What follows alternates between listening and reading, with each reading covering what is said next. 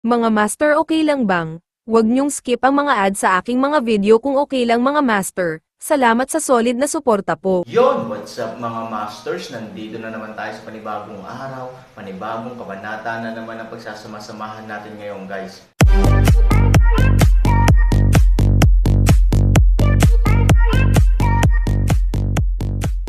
Bali mga masters, kung bago ka pa lang po sa aking YouTube channel, please click the subscribe button, lalong-lalo na po yung notification bell guys, para maging connected pa rin tayo sa isa't isa at maging updated kayo sa mga susunod ko pang video. Bali mga masters, bago natin umpisahan ng kwento ay mag-shoutout po muna tayo para sa mga solid nating tagapakinig. Shoutout kay Arnel Di Mapilis at shoutout kay Thunder Balinsayo. Yun na nga mga masters, no? Bali hindi na ito patagalin. In 3, 2, 1, let's go! Makalipas ang halos kalahating araw, lumabas ng bahay si Han Sanchen at dirdiretsong naglakad papunta sa teleportation point. Paglabas ulit ni Han Sanchen, nakapili na si Haijin ng 10 elite na maghihintay sa labas. Bagamat ang grupong ito ng mga elite ay maliit sa bilang, may mga alaala pa rin si Han Sanchen sa ilan sa kanila, lahat sila ay may higit o hindi gaanong natitirang mga pagtatanghal, bagaman hindi maalala ni Han Sanchen ang kanilang mga pangalan, nakilala niya ang kanilang mga mukha. Lalo na si Azuo at Aikau, sila lang ang mga taong natatandaan niya ang mga pangalan. Nakilala ko ang pinuno, nang makita ng 10 tao si Han Sanchen, agad silang yumuko bilang paggalang.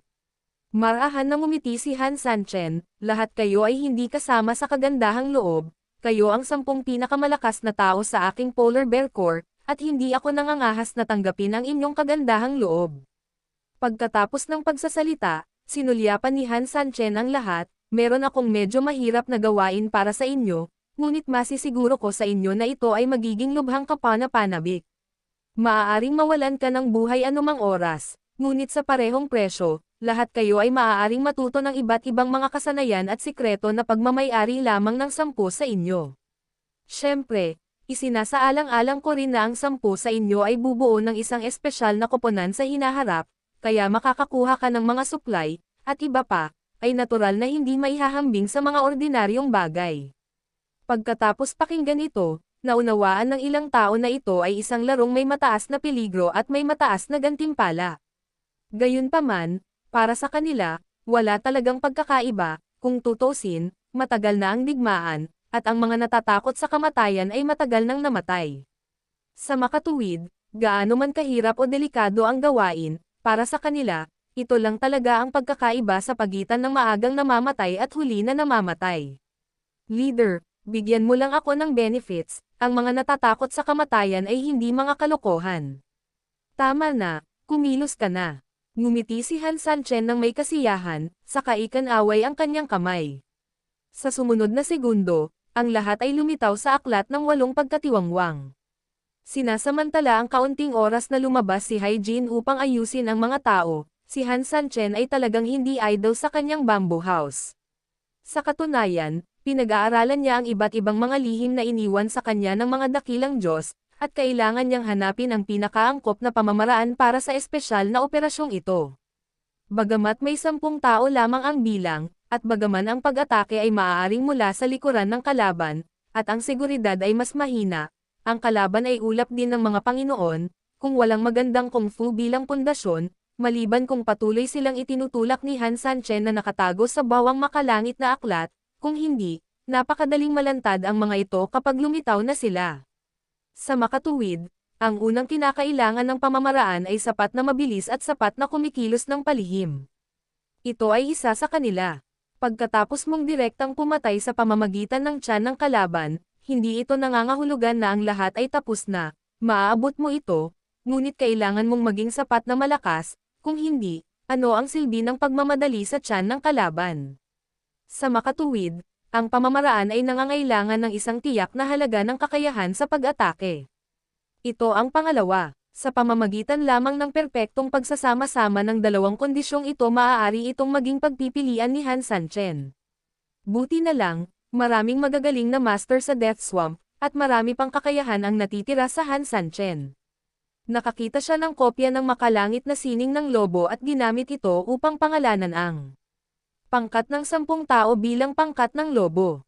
Ang positioning nito ay medyo katumbas ng Sharp Knife Squad sa orihinal na misteryosong alyansa.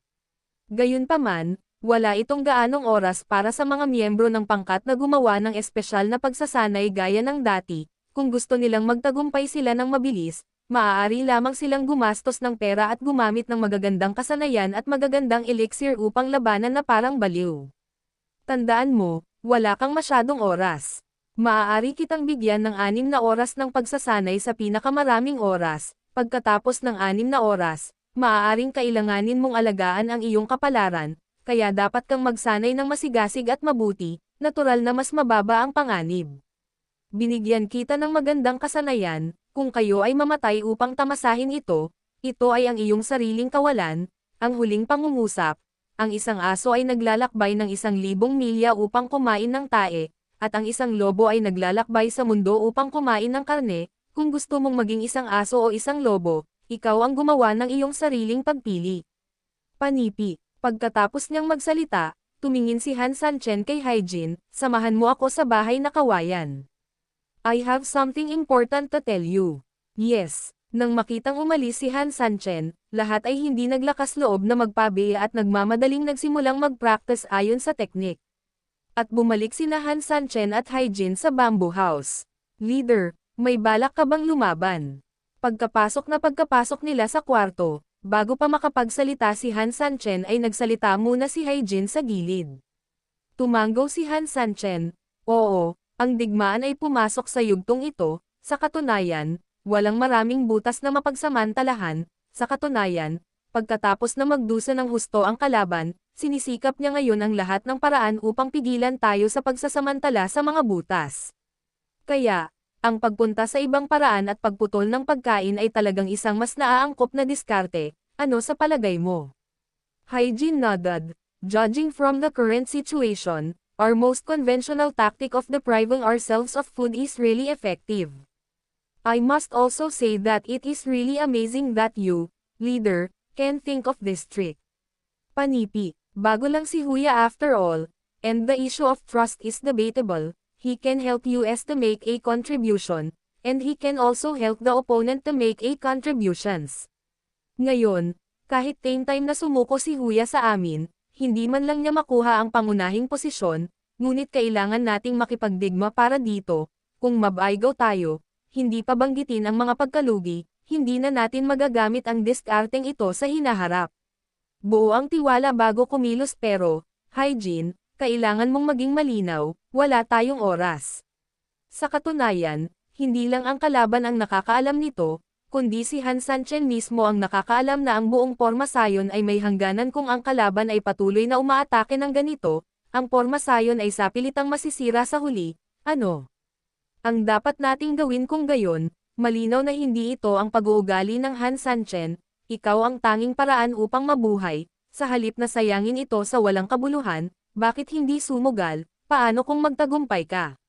Nakangiting sabi ni Han Sanchen. Pagkakita sa sinabi ni Han Sanchen, alam din ni Haijin ang kahirapan ng kanyang pinuno ng alyansa at tumango.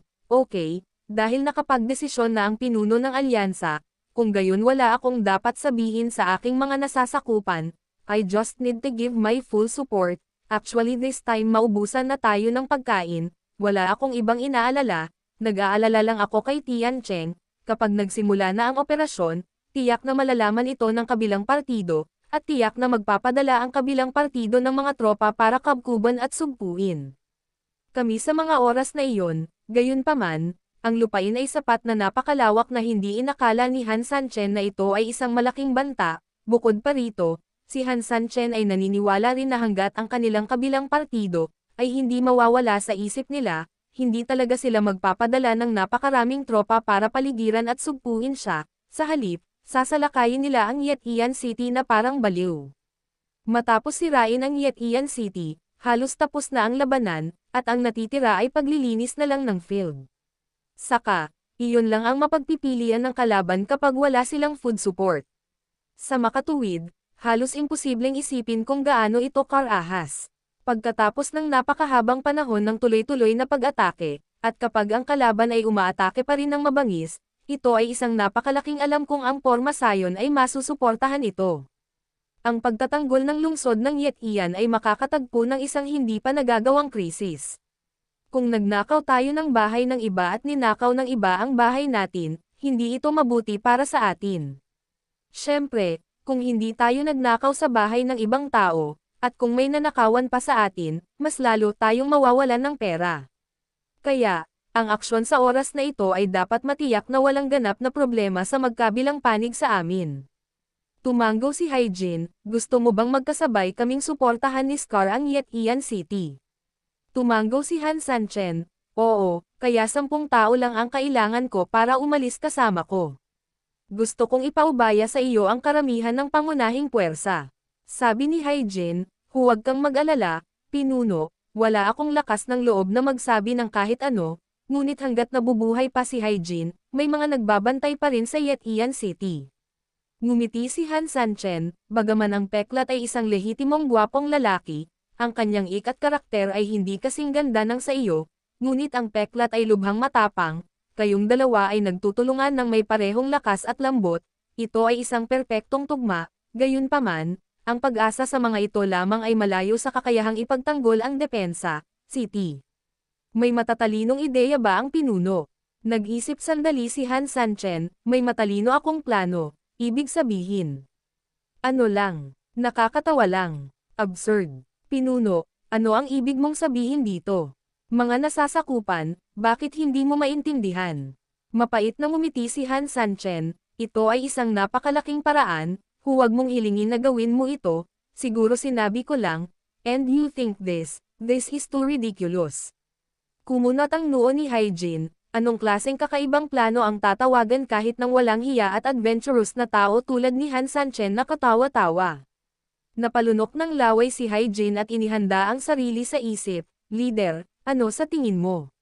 Nag-isip sandali si Han Sanchen, tinawag si Hyjin, at saka ibinulong sa tenga niya ang plano niya. Matapos marinig ang plano ni Han Sanchen, nakahinga ng maluwag si Hyjin. Mabuting tao, sa wakas ay naunawaan niya kung bakit kahit ang mga taong tulad ni Han Sanchen ay nag-isip na ito ay katawa-tawa at hindi maipaliwanag. Sa ibang paraan, talagang ang nanay ni Like ang nagbukas ng pinto para sa libo, nasa bahay siya. Leader, ito ba, talagang feasible? Tumingin si Hyjin kay Han Sanchen na may bahagyang pag-aalala, napakapanganib na gawin ito, kapag may nangyaring mali, hindi lamang ang ating mga tao, kundi pati na rin ang buong lungsod ang isa sa panganib ang kanilang buhay, nakapasok. Tinapik siya ni Han Sanchen sa balikat, ito lang ang paraan, gaya ng sinabi ko dati, both sides have no cards to play, so if you want to play, you must use tricks and differences, halika. Huwag kang mag-alala at gawin mo, all we can do is risk everything to survive. I understand, my subordinate, huwag kang mag-alala. Pinuno, gagawin ko ang lahat para magawa ko ang isang magandang trabaho. Tumango si Han Sanchen, at pagkatapos ay naglabas ng isang sachet mula sa kanyang bag, may mga mungkahi sa sachet na ito, ingatan mo muna, remember, don't open it unless absolutely needed. Damn it, Alliance Leader, sabi mo pa hindi ka marunong manghuhula.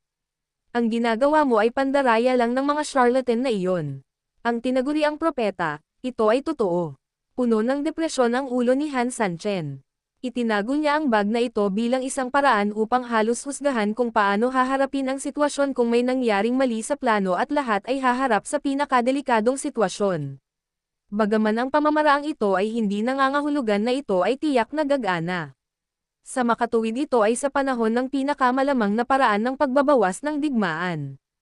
Ang isang paghula, ito ay ang resulta ng Han Sanchen ng sariling pagbawas na ginugol niya ang oras sa ilang. Uri ng fortune teller, ng grupo ng masasamang lobo ang pangunahing gawain at ang pagtuturo ang pangunahing gawain, ang oras ng pagsasanay ay hindi masyadong mahaba, ngunit sa paggabay sa kanila ni Han Sanchen, ang mga elite ay medyo mabilis na nakabisado, kahit na walang paraan upang ihambing sa isang pervert tulad ng Han Sanchen, sa pangkalahatan, ang bilis ng paglilinang at pag-unawa ay mas mabilis kaysa sa maraming tao. Sa tabi ni Huya, ang mga kakayahan ng individual na sundalo ay patuloy ding nagpapabuti sa pamamagitan ng pagpapabuti ng sarili. Pagkatapos ng lahat, siya ay isang kapitan, ang kanyang antas ng paglilinang ay sapat na mataas, at ang kanyang kakayahang umunawa ay higit na higit kaysa sa mga piling tao. Sa huling sandali, tinipon ni Han Sanchen ang koponan at pagkatapos ay nagluto ng pagkain gamit ang kanyang sariling mga kamay. This meal has two purposes. First, we all get to know each other, and secondly, it gives everyone a boost. Nang matapos siyang magsalita, ikanaway ni Han Sanchen ang kanyang kamay, at 11 piraso ng baluti ang lumabas bilang tugon. Bagaman ang mga baluti na ito ay gawa pa rin sa ginto, ang kabuoang istruktura ay katulad ng dati, ang material ay hindi bababa sa 10 beses na mas magaan, ito ay sinabi na ito ay nakasuot, ngunit sa katunayan ito ay mas katulad ng pananamit. Gayunpaman, kahit na ito ay damit, ang gintong material sa labas ay napakatigas, bagamat hindi nito makayanan ang malalaking impact weapon, mayroon pa rin itong malaking protection na epekto sa mga hiwa at suntok ng mga espada. Sa parehong oras, mayroon ding isang napaka-espesyal na tela mula sa mga sikat na tindahan sa panloob na layer. Ang pagsusuot ng ganito sa katawan ng bawat isa ay hindi lamang makakapagprotekta laban sa mga kaaway, ngunit nakakapagpainit din. Siyempre, gumawa din si Han Sanchen ng helmet at iba pang kagamitan para sa kagamitang ito para masiguradong hindi maaapektuhan ng matinding lamig ang bawat lugar. Sa wakas, may mga armas. Sadyang inalis ni Han Sanchen ang naunang gintong baril. Kahit nasa bukas na lupa, ang mga armas ay mas mahaba at mas malakas, ang pangkat ng lobo ay talagang hindi kailangan ng mga miyembro nito upang lumaban ng husto. Karamihan sa kanila ay nasa mga espesyal na operasyon, kaya ang mga maikling sandang at espada ang kanilang unang pagpipilian. Matapos ang lahat ng ito, sinulyapan ni Han Sanchen ang lahat, handa na ba kayo? Tara Yun na nga na. mga masters, no? Bali panibagong kabanata na naman yung natapos natin ngayong gabi. Muli, maraming salamat po talaga sa walang sawang suporta po sa aking YouTube channel na talagang inaabangan nyo po ang bawat upload ko po. Bali mga masters, magkita-kita ulit po tayo bukas ng gabi at ngayon po ay magpapaalam po muna tayo. Bali mga masters, bye-bye!